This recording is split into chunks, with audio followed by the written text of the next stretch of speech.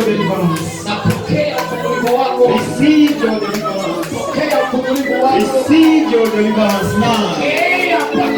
Now I say receive. Ninasema pokea. Receive. Pokea. Receive. Pokea. Receive. Receive.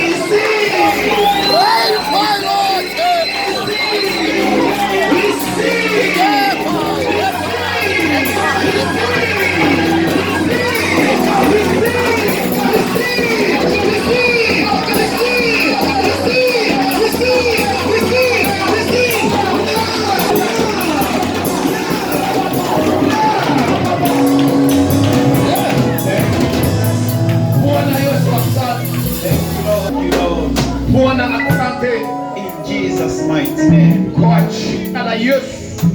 we pray.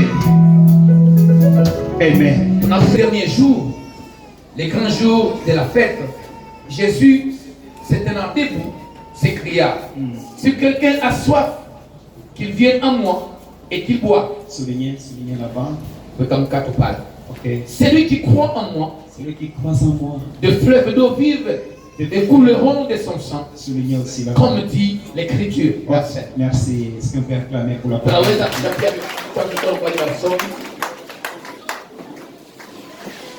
Je vous salue tous au nom de Jésus. Est-ce qu'on peut amplifier la salle avec l'harmonie de la prochaine?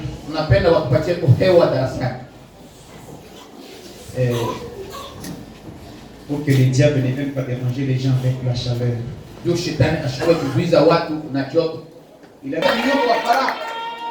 Je commence comme ça. Exode chapitre 7. 1. Dieu va appeler Moïse, Exode chapitre 3. Moïse était déjà dans le pays de Madian. Vous connaissez la maison. Parce que Moïse était déjà meurtrier. Il a tué. Et il a pris fuite. Sa vengeance s'est retrouvée dans le pays de Madian. Et là, dans le pays de Madian, c'est un homme. À 40 ans, il est déjà. Il va se retrouver dans les bons d'un bon père. D'un bon père. Qu'on appelait Jétro. Il s'est marié là-bas. À une femme qu'on appelle Séphora. Où il a fait des enfants. Il a fait 2 enfants. Yashom et l'autre. Qu'est-ce qui va se passer? Maintenant, il sera esclave de son beau-père. C'est-à-dire qu'il va commencer à faire le tricot de son beau-père. Là, il y a aussi son salaire. Maintenant, à un moment donné, le Dieu de son père, en commençant par Abraham, Isaac et Jacob, il est apparu dans le buisson qu'on appelle Ardent. Il a vu cette vision et il a voulu se détourner pour venir regarder. Il a voulu se presser là-bas parce que le buisson était vert. Mais comment un buisson vert peut être consumé par le feu, mais elle ne se brûle pas?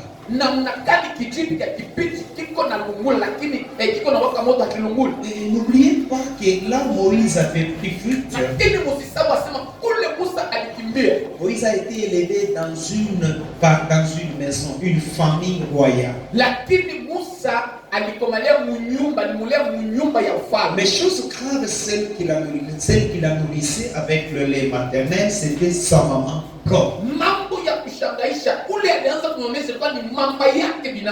Pourquoi? Parce qu'elle a trouvé la faveur. Elle allait son bébé. Elle est payée. Pas de dette. Elle est payée. Pourquoi? Parce qu'elle a trouvé une faveur. juu alikuta neema hao bahari. Dites à votre voisin, Ambia jirani wako la hivi, faveur de Dieu sera sur vous. neema ya Mungu itakuwa juu yako. Mwambie tu bien, neema ya Mungu itakuwa juu yako. Dites-lui encore, la faveur de Dieu sera sur vous. Mwambie sema neema ya Mungu itakuwa juu yako. Amen. Amen. Je vais essayer d'expliquer des choses qui vont vous aider et qui vont nous aider tous et ça va nous permettre de bien prier parce que nous sommes dans le marathon de 2 mois. Na tasubutu kufanusha kitu kimoja kusaidia tu, tuko maandamano ya miezi mbili. Alors, à 80 ans, Lakini mwile miaka 80 Dieu va exiger Moïse de rentrer. Mungu atambia Musa paka rudie. Suivez-moi un peu avec ce décalage. Mnifuate pole pole na À kusimama. 40 ans, il a fui parce qu'il est meurtrier. Mu miaka 40 anakimbia tu ni muuaji. À 80 ans, il va rentrer comme un sauveur. Mu miaka 80 akarudia sawa mwokozi. À 120 ans, il va venir disparaître. Mu miaka 120 sasa yeye atakufa. 40. 40 40 et 40. na 40 nyingine.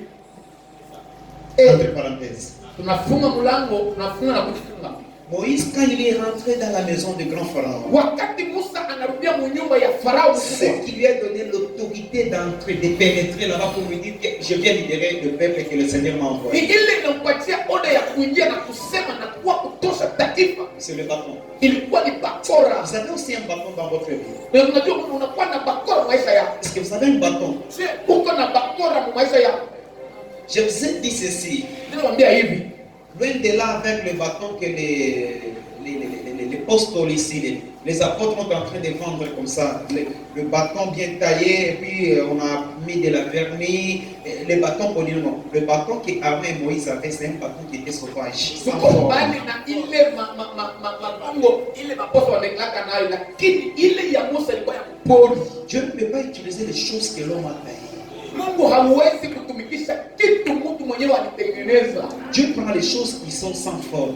Mungu anabebaka kitu cha shonia.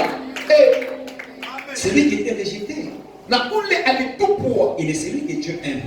Mpaka ule Mungu anapendaka. N'oubliez pas que le bâton que Moïse avait été sans forme. Mshisabu asema ile mkoto Musa ilikuwa bila nia. Et même Moïse ne s'attendait pas que le bâton ici peut produire des miracles. Hata Musa mwenyewe hakujua sema hii mfimbo niko nayo itafanya miujiza. Hapana. Alors, Esaïe nous dit quoi? Sasa Isaya naye anakuambia hivi, Il n'avait ni beauté hakukuwa hata ni mrembo éclat hata pour attirer nos regards. wakati macho yetu mkazie.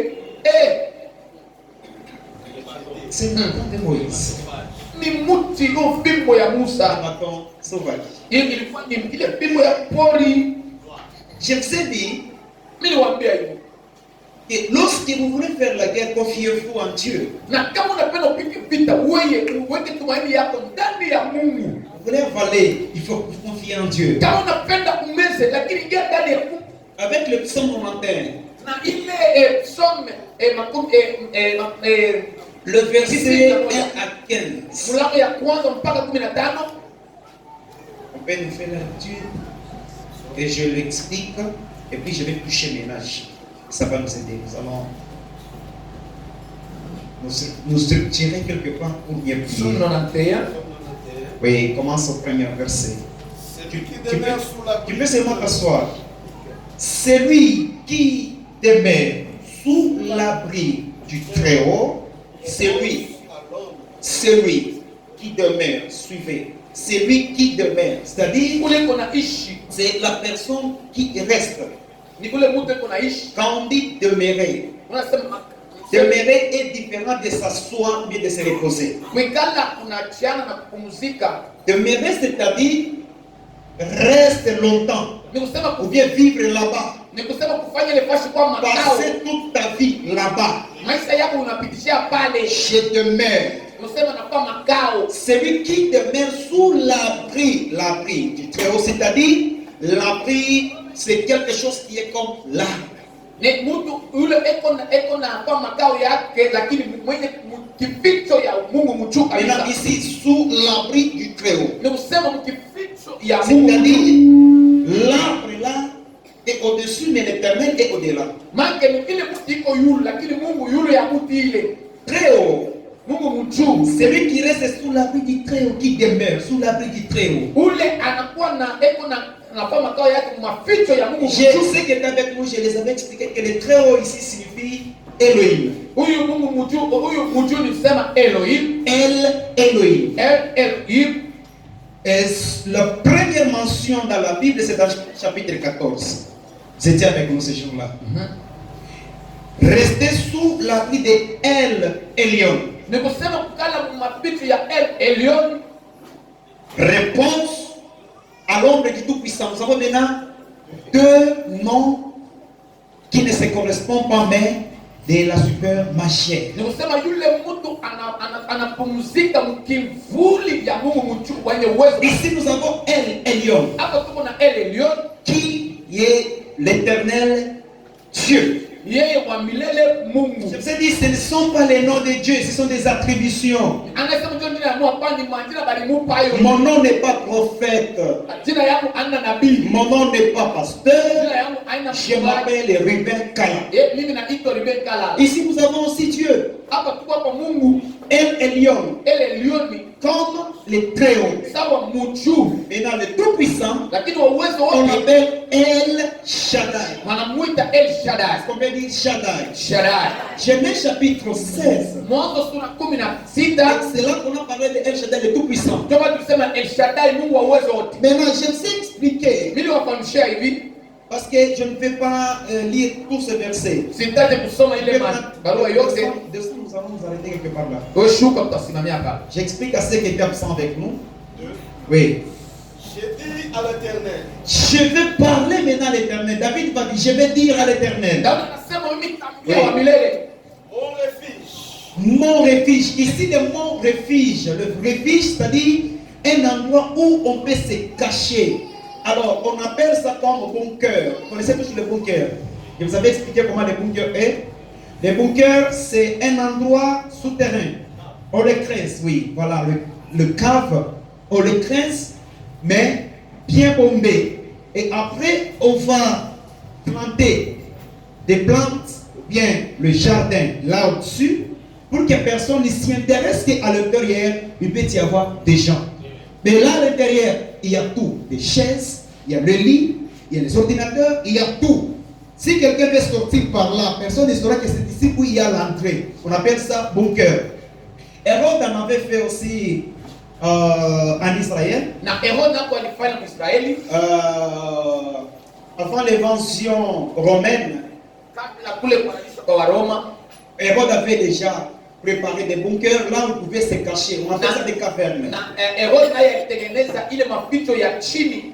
Mes amis, c'était difficile aux Romains d'y pénétrer dans les bunkers. Ilikuwa ngumu kabisa Waroma waingie mu ile makao. Et quand même, nous connaissons tous l'histoire, à un moment donné, ils sont arrivés à pénétrer. Shepo wote tunajua habari nzuri wakati Ici, David va comparer hapa Daudi analinganisha les noms de El Elyon, jina ya Elyon El Shaddai, na El Shaddai comme un bunker, sawa maficho ya chini, un endroit de refuge. mahali ya kujificha. Si tu es caché Na kama ulifichwa dans un bunker, mu makao ya chini, tout le monde peut te chercher. watu wote wanaweza Il ne te kutafuta. verra jamais. Hapa kama hawatakuona, Ils vont passer au-dessus de ces bunkers. watapitia chini ya ile Ils vont maficho. passer au-dessus de ces forteresses. Wao wataingia mu ile, Ils vont juste voir des arbres. wataona tu mpaka miti, Soit il y a une rivière au-dessus. wanaweza kuwa Mais ils ne sauront pas qu'à l'intérieur, il y a des gens. hapatajua sema chini mule mko watu. Si tu fais de l'éternel un bunker, Kama unafanya wa milele toi et ta famille, wewe na jamaa les yako, sorciers ne vous verront jamais. balozi hawataonaka kama Tu n'as pas compris, je répète encore. Leo narudia tena. Si tu fais de l'éternel un bunker, Fanya wa milele maficho yako ya toi et chini, tes enfants, wewe na watoto yako, la maladie, magonjwa, la contagion, la peste, l'esprit de mort, les combats ne vous verra plus. Pourquoi? Parce que vous êtes dans un bunker. hawataonaka tu wewe kama maficho ya chini. Faites de ce nom de l'éternel Fanya ile jina wa milele un bunker inakuwa iko maficho yako ya et vous serez chini, sauvés. na wewe utapolewa. Acclamez pour le Seigneur. Shakia Bwana Et je vous ai dit, anasema Elohim, Elohim, Elohim, le Très-Haut, Elohim Mungu mjuu. là il y a il y a un nom qui sort là-bas qu'on appelle Elohim. Pale pepo jina moja tunaita Elohim. Elohim qui veut dire Dieu très haut. Elohim maana yake Mungu wa juu kabisa. Elohim. Lakini Elohim, Elohim qui veut dire l'Éternel qui est venu d'un pays inconnu. Elohim maana yake Mungu alitoka nchi isiyojulikana. C'est-à-dire il n'a pas de provenance. Maana yake ana kwenye anatoka. Il s'est fait lui-même. Yeye Il s'est créé comme ça. Yeye aliishi. On l'appelle Elohim. Anamuita Elohim. Alors Elohim, Elohim c'est le pluriel de Eloah. ni kwa wingi wa Eloa. Eloah. Eloa. Eloah qui veut dire Dieu au singulier. Eloa ni kusema Mungu kwa mmoja. Et Elohim, Lakini Elohim, Elohim qui veut dire Elohim maana yake Dieu au pluriel. Mungu katika wingi. Alors, si vous voulez trouver cela, Kama unapenda kukute ile, prenez Genèse, beba Mwanzo chapitre 1er, sura moja, et commencez là-bas jusqu'au chapitre 2. anzia pale mpaka mwile sura ya Dieu pili. il va maintenant se proclamer. Mungu Elohim. mwenyewe atajitangaza. Il va dire ceci. Atasema hivi, Faisons l'homme tufanye mtu à notre kwa image. picha yetu. Faisons l'homme. Tufanyeni mtu. Nous trouvons plusieurs. Tunakuta bamingi. Il y a Dieu le Père, Kuko Mungu Baba, Dieu le Fils kuko Mungu Mwana, et Dieu le na Saint-Esprit. Mungu Roho Mtakatifu. On appelle Elohim. Tunamwita Elohim. Alors, Eloah, Eloa c'est Christ qui est venu. ni Yesu alikuja C'est au singulier. ni kwa Il umoja. travaille en particulier. Oh my Anatumika kwa God. yeye moja Il tu. travaille Eko individuellement. anatumika binafsi. Est-ce que vous me comprenez? Ndio mnaelewa Est-ce qu'on pale. peut dire amen bien? Wanasema nini? Et je vous ai dit, Na mimi niambia hivi, le nom de Dieu, jina ya Mungu, son nom d'origine, jina yake ya mwanzo on l'appelle Yahweh. banamuita Yahweh, On Jehova, peut dire Yahweh. Yahweh. Si vous appelez Dieu Jéhovah Jireh, c'est l'attribution. Il descend comme le Dieu qui pourvoit aux besoins de ses enfants. Ce nom a commencé sur le mont Moridja avec le vieux Abraham. Ukimwita Yehova Jireh, manake Mungu wa kutengeneza kitu, wa kuleta kitu na mbele. Ile ni kule mlima ya Morija na Ibrahim. Et si vous l'appelez Na ukimwita Jéhovah Nissi, Yehova, il descend pour défier les ennemis. eko na sio kwa ajili ya kupiga maadui. On l'appelle encore la bannière. Tunamwita sema ule Jehova bendera. Oui, c'est Moïse qui l'a parlé. Ile ni Musa alimuita vile. Suivez-moi attentivement. Mnifuate mzuri. Tous ceci ne sont pas les noms de Dieu. Hii yote yanaitwa majina ya Mungu. Ce sont les attributions. Ni majina tu watu Nous walimupa. avons le pasteur Matthieu. Tuko na mtume na Il a mpastori. comme tâche. Anakuwa na kazi. Il exerce le ministère pastoral. Yeye eko na kazi. Mais lorsqu'il est chez lui, il est appelé Matthieu. Watu wanamuita Mathieu. Il peut être commerçant. Anaweza kuwa mchungaji. Lorsqu'il vend des choses, il n'est plus pasteur. Yeye eko na uliza vitu. On va l'appeler commerçant. Atamuita mchuruzi. S'il est chauffeur, Na kama dereva. lorsqu'il est au volant avec les clients, Kama yeye eko on na ne peut pas appeler papa pasteur, mais on l'appelle chauffeur. Atamuita dereva. Vous êtes malade. Kama uko mgonjwa. Appelez Jéhovah Rapha rapidement. Umuite Jehova Rafa. Et Raphaël va vous guérir. Yeye atakuwa anakuponya. Maintenant, le nom de Dieu Jina ya Mungu s'appelle Yahweh. anaitwa Jehova. Tout le monde peut dire Yahweh. Jehova. Donc, soit on l'appelle Jéhovah. Yahweh et Jéhovah, c'est le même nom. Yahweh na Jehova ni mpaka. Tout comme il y a des fois, il y a quelque part, on a déjà écrit Yahvé. C'est Watu ile comment? wanamuita Yahweh vile C'est vile. comme ça. Ndio vile. Mais le nom Yahweh, Lakini jina Jehova il y a ce qu'on appelle les tétragrammes. anaita tetragramme. Oui, pas seulement en français, les tétragrammes. C'est comment? C'est écrit Y. Vous voyez quand même sur les tableaux comment j'écris, hein? Yes. Nous avons Y, Anaandika na nous avons encore A.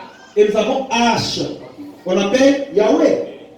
Mais les noms de l'Éternel suivent avec les tétragrammes. On appelle comme ça. On va enlever les A et les A. C'est-à-dire qu'on va rester avec. Écoutez vos histoires là. Nous avons Y. On s'appelle Y. Y qui veut dire Yehoshua. Yeshua. Amen. Yehoshua, c'est un nom hébreu.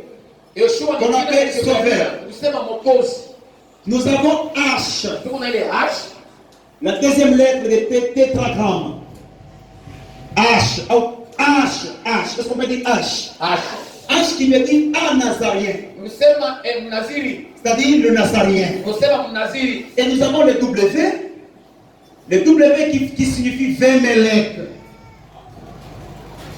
Vous écrivez? W qui signifie Vemelek. Et nous avons la fin H.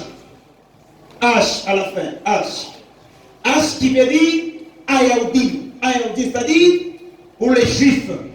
Maintenant, Ponce Pilate, après avoir travaillé la pancarte, on l'a frappé, on l'a frappé, on l'a frappé wakati walimpika Yesu na sur la croix. sasa kumsalaba, Il va écrire là-bas, msalaba tandika Yeshua, vous comprenez? Il va écrire Yeshua à Nazarien. Yeshua Femelech Ayaoudi. C'est-à-dire, voici le roi des Juifs. moneni mfalme wa Wayahudi. Avez-vous compris ce que j'expliquais là-bas? C'est ça le nom de Dieu. Ndio jina ya Mungu. Acclamez.